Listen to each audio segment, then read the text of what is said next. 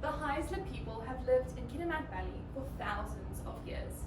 In the late 1800s, the first white settlers who arrived were mostly missionaries, such as Reverend Rayleigh, teacher Susanna Lawrence, and George Anderson, who built the Kathpega Ranch across the bay from Kitimat village. They also built a church and schools. Other settlers were loggers, fur traders, and prospectors.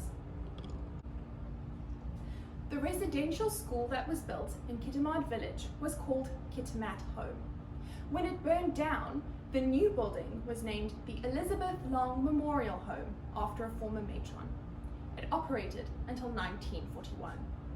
Children as young as 5 were expected to live at the home or attend as day scholars if space did not permit.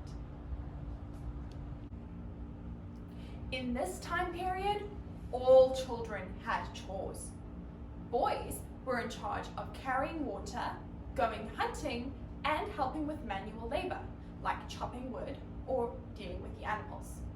Girls were responsible for cooking, cleaning, washing clothes, and sewing. There was a lot of work for them to do around this time because there was no electricity. They had to chop wood to heat their houses and bring water from the nearest lake, river, or stream to be able to cook their food. There were no grocery stores, so the early settlers had to bring everything they needed to survive with them from the lower mainland.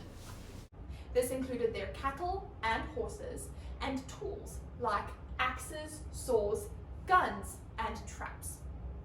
Life was a cycle of plant, grow, harvest, preserve for winter, and repeat.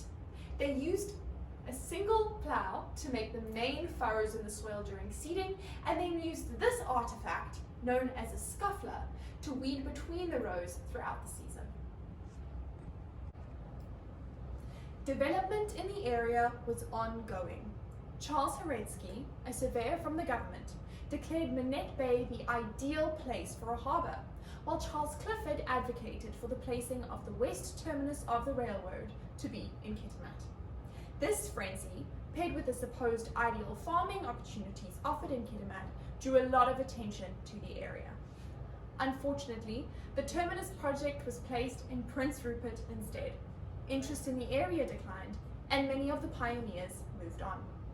Others suffered personal tragedies, and some enlisted in the war effort.